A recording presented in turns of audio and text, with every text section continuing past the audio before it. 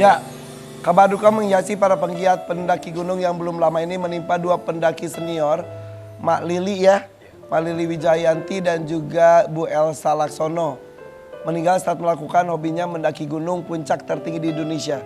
Kalau di daerah selain itu rangkaian dari 7 gunung tertinggi dan ini ada gunung yang ketujuh yang mereka selesaikan istilahnya. Iya, betul. Bersama kita ini ada Bang Chandro. Ini sudah dianggap anak bagi Mak Lili. Mak Lili, ya. Tapi itu untuk komunitas pendaki gunung sih semuanya pada bersedih. Bersedih, ya, betul. Oke. Jadi Mak Lili sama Bu Elsa itu kan sudah hampir 60 tahun. Kelahiran 65 ya kalau tidak salah ya. Iya, betul. Dan mereka tuh memang mendaki itu dari muda, bukan sekonyong-konyong sekarang-sekarang ini kan? Iya, jadi bisa dibilang hobi mereka itu tuh memang bukan pada saat sekarang, tapi itu tuh sejak mereka dari kecil setahu saya ya, itu sudah aktif melakukan untuk yang namanya hiking. Tapi karena dulu mungkin gak ada sosial media ya, jadi memang tidak terdokumentasikan, tidak tershare dengan maksimal. Oke. Tapi Pak Condro nggak ikut ya, Bang Condro ya? Yang saat ini ya? Kalau yang kemarin ke Kartens, karena kebetulan tahun kemarin aku sudah selesai dan biaya ke sana lumayan mahal, jadi memang yang berangkat itu tuh mama sama 4 orang temannya. Oke. Tapi yang kena musibah ini 2 orang. Iya. 4 yang lainnya selamat. Selamat. Kondisi medannya itu seperti apa di sana tuh? Sampai hipotermia di sana. Iya, bisa dibayangkan ya. Sebelum berangkat ke sana itu kita pasti udah persiapan kurang lebih setahun. Kita setahun lebih kita persiapan untuk latihan untuk panjat tebing di Bandung biasanya. Lalu kita juga biasanya tektok gunung, jadi kita coba untuk latihan, kita naik jam 12 malam, itu langsung turun, itu adalah untuk persiapan ke Gunung Kartens. Tetapi apa yang kita lihat ternyata apa yang kita latih selama di tebing itu tuh pas kita udah berada di Gunung Kartens itu tuh, realitanya itu tuh sangat berbeda. Karena Gunung Kartens itu adalah batu-batu kars yang sangat tajam, dan itu tuh kita hanya melewati 1 tali. Jadi kalau gunung lain kan misalkan Sindoro Sumbing, kita bisa jalan beriringan ya. Tapi kalau Kartens Pyramid itu kita harus naik secara teknikal melalui 1 tali. Jadi kalau misalkan satu peserta itu tuh dia nggak bisa lanjut, otomatis peserta yang di bawah itu tuh antri. Gitu. Ya. Dan seterjal itu juga? Betul. Katanya naik tidak sesulit ketika turun.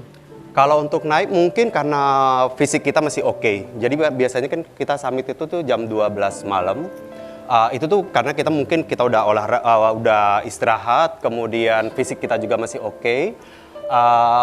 Mungkin hal itulah yang menyebabkan untuk naiknya itu tuh lumayan gampang. Tapi pas turunnya itu tuh yang kesulitannya itu tuh 200% jauh lebih sulit. Karena kalau untuk cuaca di Kartens sendiri kan kita nggak bisa prediksi. Tapi biasanya kalau pas pagi itu cuacanya cerah. Tapi kalau udah jam 11 sampai dengan sore, itu tuh badai sama salju biasanya turun. Itu video siapa itu? Itu video saya tahun lalu pada saat berhasil ke puncak Kartens Pyramid. Oke. Dan memang latihan fisik juga sudah dilakukan oleh Mak dan Mbak Elsa juga sama. Jadi secara fisik juga mereka juga kan memang sudah terbiasa dan sudah kuat ya? Iya, kalau secara fisik sih sebenarnya aku tuh menganggap mereka itu tuh 100% pasti lolos. Karena aku udah lihat gimana latihannya mereka waktu di tebing, gimana pernapasan mereka pada saat kita trekking terakhir kita ke Gunung Slamet Tektok. Jadi aku kemarin itu tuh sama sekali nggak ada firasat bahwa mereka tidak akan berhasil. Karena 100% aku lihat persiapan mereka itu tuh 100% harusnya berhasil. Karena kalau kita bandingkan dengan aku setahun yang lalu itu tuh kita 26 jam. Sementara kalau mama itu tuh mereka belum 26 jam. Jadi aku pikir seharusnya mereka lolos gitu. Oke, berarti tidak semua orang bisa naik ke gunung tersebut. Ada klasifikasi tersendiri juga kah?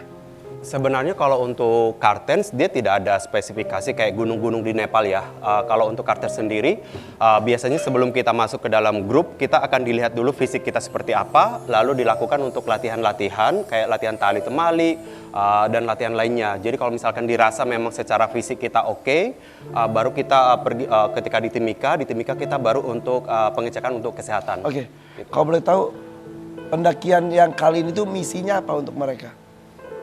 Misi dari Mama sama Kelsa itu sebenarnya adalah kalau mungkin kita lihat di berita 6 bulan yang lalu juga kita mengantar salah satu sahabat kami juga Pak Hanapi itu meninggal juga di tempat yang sama di Kartens Piramid. Oh.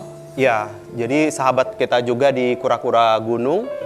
Nah, misi Mama itu sebenarnya adalah selain mereka ingin menyelesaikan ekspedisi Seven Summit Indonesia, satu tujuan mereka lagi adalah untuk membuat plakat. Jadi sebagai bentuk peringatan bahwa ternyata ada salah satu sahabat kita itu tuh meninggal di Gunung Kartens. Ternyata mereka malah ikut. Ternyata mereka juga ikut. Itu evakuasinya juga sulit sekali katanya.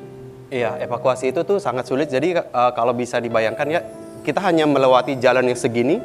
Jalurnya tuh cuman segini, ada satu tali dan di sisi kiri atau kanan itu adalah batu-batu tajam. Enggak, segini benar segini. Benar-benar segini. Jadi Segini. iya, segini. Jadi ada Celah aja. celah. Jadi kita melewati celah itu terus pakai tali terus kita gerak pakai kaki sama tangan. Jadi bisa dibayangkan kalau baju kita itu sama sepatu itu benar-benar semuanya robek kalau kita naik sama Aduh, turun. itu kena kulit juga bisa. Iya, kenapa juga bisa luka, Bisa iya. bukan luka, itu malah bisa berdarah. Berdarah, iya.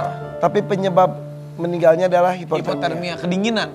Iya. Salah satunya katanya seperti Salah itu. satunya seperti itu. Berarti kan karena kedinginan mungkin membuat fisik juga menjadi lunglai, menjadi lemah dan akhirnya mungkin Iya, karena berita yang aku dengar mereka kan berhasil sampai di puncak itu kan jam 2 siang. Sebenarnya itu adalah sudah waktu yang salah. Jadi dimaksimalkan sebenarnya kita harus sampai di puncak Kartens itu adalah maksimal sebenarnya jam 12 siang. Karena yang tadi aku bilang jalur turun itu tuh jauh lebih sulit. Nah, ternyata mereka itu tuh baru nyampe jam 2. Nah, Dan tidak bisa nginep di atas, maksudnya nggak ada tenda tempat. gitu. Jadi kalau itu adalah batu-batu terjal. Jadi kalau kita diriin tenda tuh untuk duduk aja kita sulit.